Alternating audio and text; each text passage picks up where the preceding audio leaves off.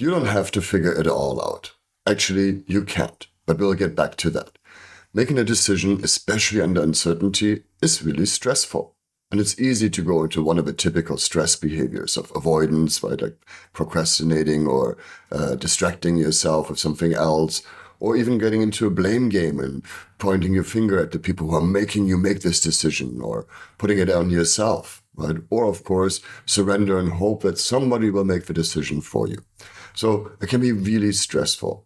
And it's important to not just make emotional decisions, right? Because emotional decisions are sometimes based on deep underlying emotional patterns and sometimes trauma and might not be the best decisions. And so we have to make the unconscious conscious too here, right? Because as Carl Jung already said, and until you make the unconscious conscious, it will direct your life and you will call it fate. Now, you want to make decisions rationally, but rationally, right, mentally, you're always going to have to limit the model, right? Which is why scientific experiments are always also looking at what is not included in the experiment, right? Because it's infinite. There's so much data, so much information, and technically everything is connected to everything is connected to everything. So if you really wanted to take all the information into consideration for making a decision, you'll end up with computational explosion. Way too much information on a purely mental level.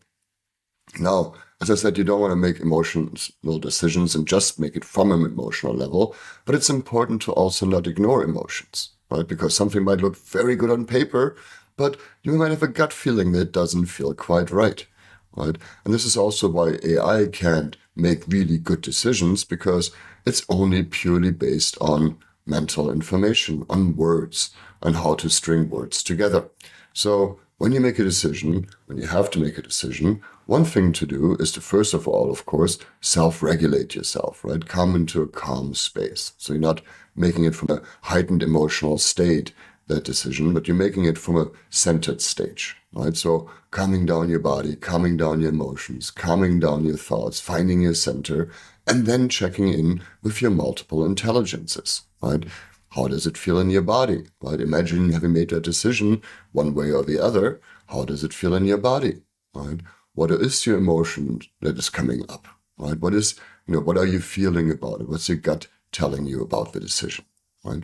Then, of course, look at the rational factors, right? Maybe make a pro and con list, right? Or think about what are you taking into consideration? What are the variables taken into consideration to make this decision? And then go back to the higher levels, right? Really think about what's important to you here, right? What are the values that you aspire to that are coming into play here, right? Again, something in AI doesn't have. There's nobody there who has intrinsic values, right? It only has this rational semantic level, right? So really important to think about what's important to you here, right? And who is important to you here? What relationships are important to you in the situation? And how would your decision affect those people? Then also think about your unique perspective, right? There's something that led you to this place where you get to make this decision. And all of your life experiences, all the adventures you've had, all the moments you've had where you've learned something, where we've grown, where you've taken on a new perspective, all of those can come to the equation as well. And then think about what's the most beautiful, highest, biggest picture you can see here beyond yourself, right? What's the kind of future you're aspiring to? What's the kind of vision you hold for the world, that you would want to see come true? And how would that be affected by the decision you're going to make? And finally, listening to the calling, right? Listening to the flow, the subtle little signals, right? The synchronicities around you, right? Listening to everything. And as my friend likes to say, the poet, he likes to say that universe ain't talking to you doesn't mean you shouldn't listen, right? So take those things into consideration as well, right? So when you have to make a decision, don't just try and figure it all out, right? And rationally explain it somehow, but really check in, right? Check in with all your different intelligences, bring all of yourself to bear so that you can go and make a decision from that point. And this is especially useful when you're making decisions under uncertainty, right? Because there's just too much not knowing, right? Too much that we don't know, too many variables we would have to put into a rational equation to solve it.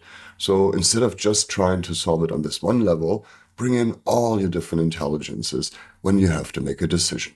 And it will probably be a much better decision. So don't feel like you have to figure it all out.